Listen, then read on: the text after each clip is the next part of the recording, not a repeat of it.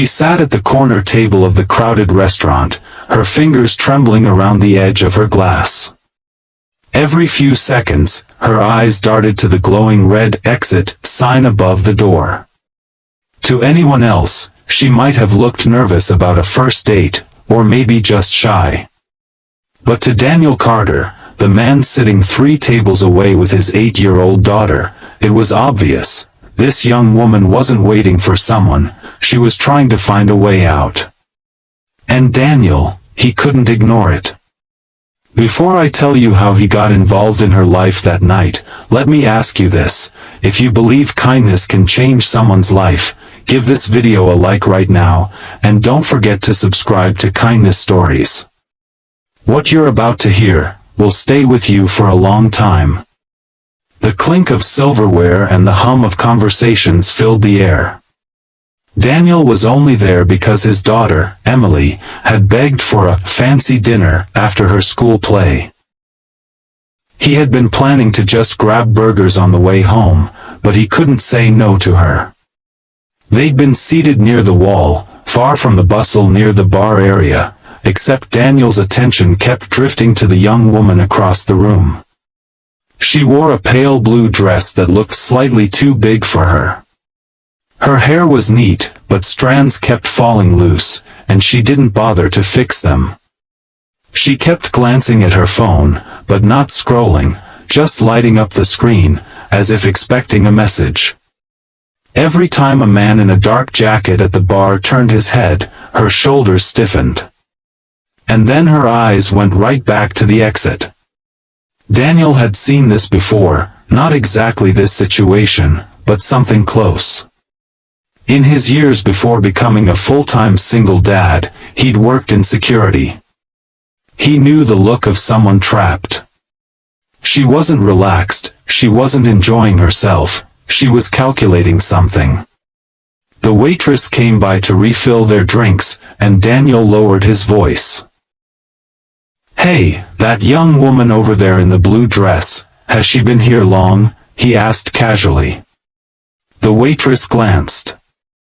"She came in with that guy at the bar. They ordered drinks, but she hasn't touched hers much." Daniel's stomach tightened. He didn't want to assume the worst, but something about the man's watchful glances screamed control. Emily was happily coloring on the kids' menu, oblivious. Daniel tried to focus on her, but his mind kept circling back. Then he noticed. The man got up, walked toward the restroom, but before going in, he spoke to the bartender, pointing subtly toward the girl. The bartender nodded. Whatever this was, she wasn't just waiting for a ride home. When the man disappeared into the hallway toward the restrooms, Daniel made his move. He walked past the young woman's table slowly, then paused as if checking his phone. Up close, he could see her eyes, red from holding back tears.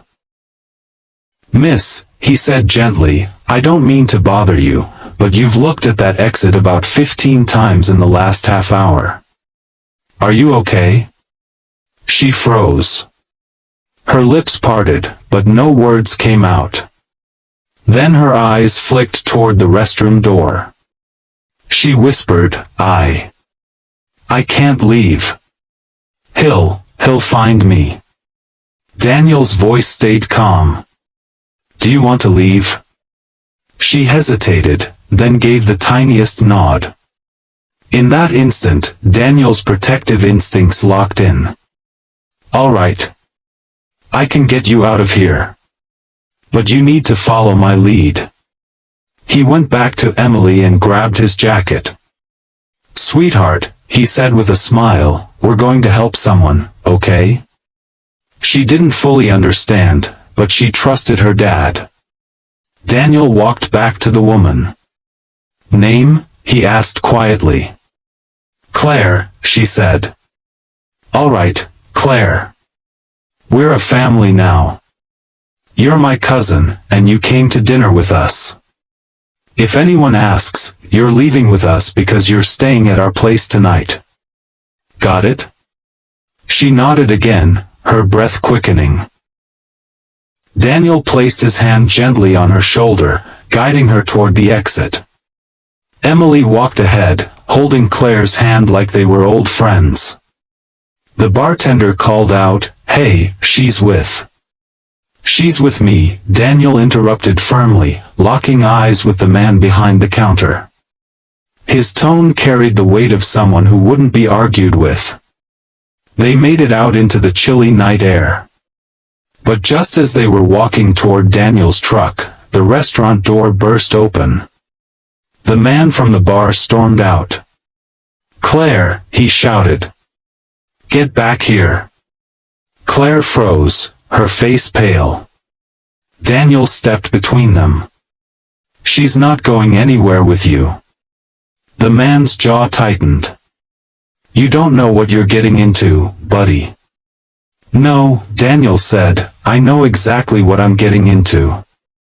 And I know she doesn't want to go with you. So back off."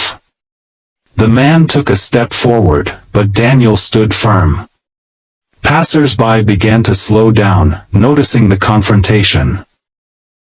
The man seemed to realize attention was turning toward him.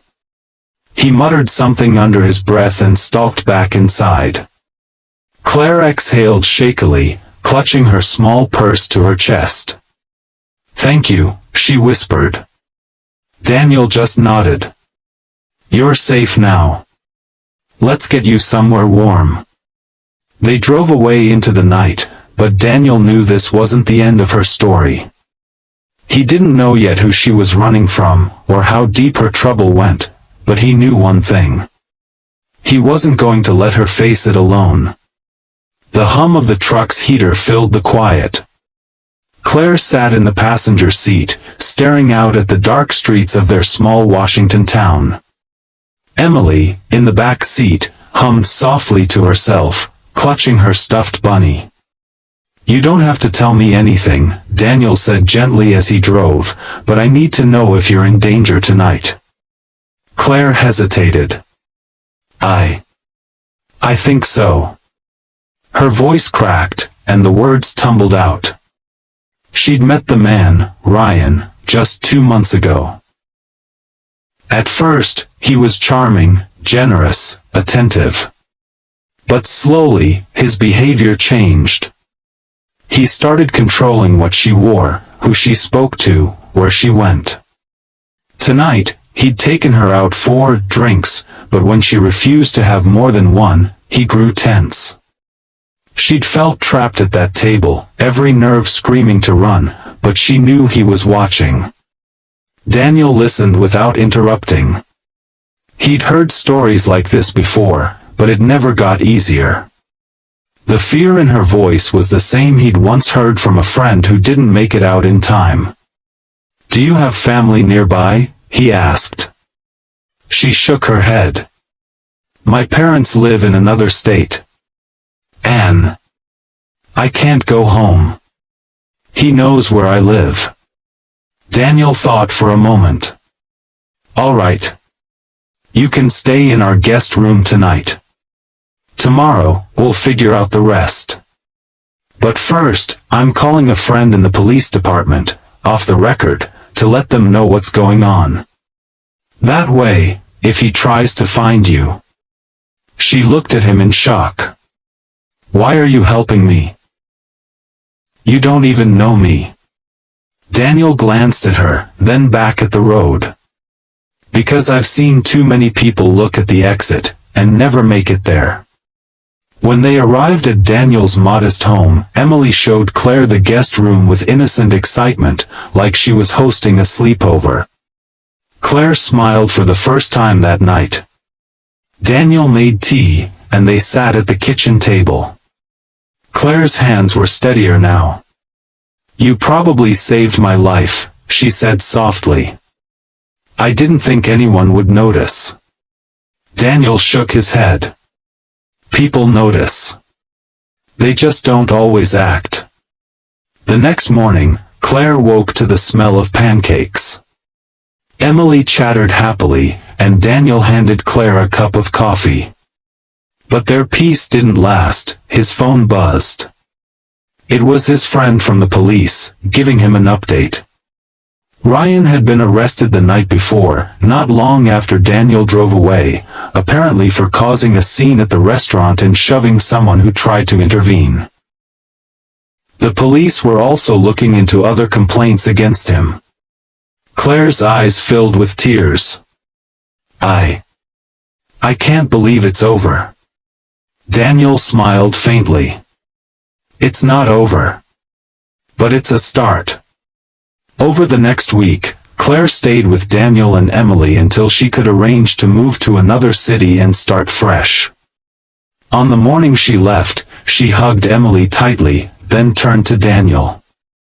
"I'll never forget you," she said. "You gave me more than just a way out. You gave me hope."